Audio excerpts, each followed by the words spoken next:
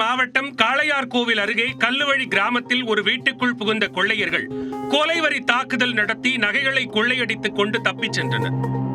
கடந்த ஜனவரி 26ஆம் தேதி நடந்த இந்த சம்பவத்தில் சிறுவன் உட்பட ஒரே குடும்பத்தைச் சேர்ந்த 5 பேர் மிகவும் கொடூரமாக தாக்கப்பட்டிருந்தனர். கொடூரமாக செயல்பட்ட கொள்ளையர்களை பிடிக்க 6 தனிப்படைகள் அமைத்து தீவிர தேடுதல் வேட்டை நடத்தப்பட்டது. இந்நிலையில் தேவக்கோட்டை தென்னீர் வயலைச் சேர்ந்த தினேஷ்குமார், கல்லுவழி கிராமத்தைச் சேர்ந்த கணபதி ஆகியோர் இந்த வழக்கில் கைது செய்யப்பட்டனர். கொள்ளை சம்பவ இடத்தில் சிசிடிவி கேமராக்கள், செல்போன் சிக்னல்கள், கைரேகை தடயங்கள், தாக்குதலுக்கு பயன்படுத்திய ஆயுதங்கள் என எதுவுமே சிக்காததால் விசாரணையில் பெரிய தொய்வு ஏற்பட்டது. தொழில்நுட்பம் இல்லாத காலத்தில் நடத்தப்பட்டது போல பழைய முறைப்படி விசாரணை நடத்த தினேஷ்குமார் சிக்கியிருக்கிறார். தினேஷ்குமாரை பிடித்து விசாரிக்க அவர் மீது ஏற்கனவே கொலை, கொள்ளை, திருட்டு வழக்குகள் இருப்பது தெரிய வந்தன. 2020ஆம் ஆண்டு கல்லுவழி அடுத்த முடக்கூரணியில் ராணுவ வீரரின் மனைவி அவரது தாயாரை இரும்பு கம்பியால் தாக்கி கொலை செய்துவிட்டு நகைகள் கொள்ளையடிக்கப்பட்டன. இதேபோன்று கடந்த ஜனவரி மாதம் 10ஆம் தேதி தேவக்கோட்டை அருகே கண்ணங்கோட்டையில் தாய் மகளை கொலை செய்து நகைகள் கொள்ளையடிக்கப்பட்டன. இந்த 4 கொலை சம்பவங்களிலும் தினேஷ்குமாருக்கு தொடர்பு இருப்பதாக போலீசார் தெரிவித்துள்ளனர்.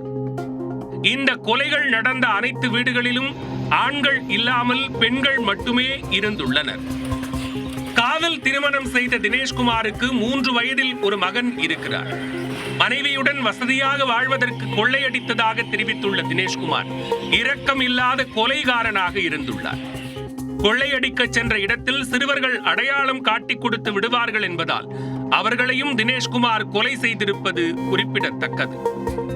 கொள்ளை சம்பவத்திற்கு பயன்படுத்திய ஆயுதங்களை மறைத்து வைத்து இருந்த இடங்களை அடையாளம் காண போலீசார் தினேஷ்குமாரை தேவக்கோட்டைக்கு வேனில் அழைத்துச் சென்றனர். அப்போது முக்கூரணி என்ற இடத்தில் பதுக்கி வைக்கப்பட்டிருந்த இரும்பு கம்பியை போலீசார் கைப்பற்றி திரும்பி வந்து கொண்டிருந்தனர்.